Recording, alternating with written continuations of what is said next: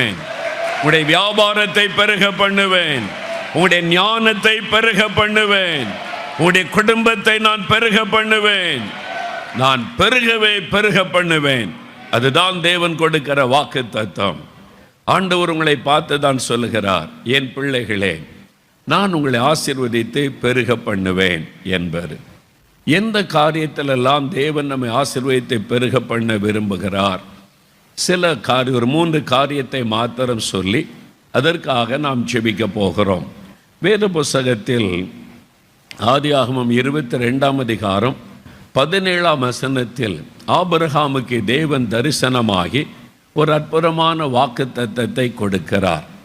நாம் வாசிக்க கேட்போம். நான் உன்னை ஆசீர்வதிக்கவே ஆசீர்வதித்து உன் சந்ததியை வானத்து நட்சத்திரங்களைப் போலவும் கடற்கரை மணலை போலவும் பெருகவே பெருக பண்ணுவேன் என்றும் உன் சந்ததி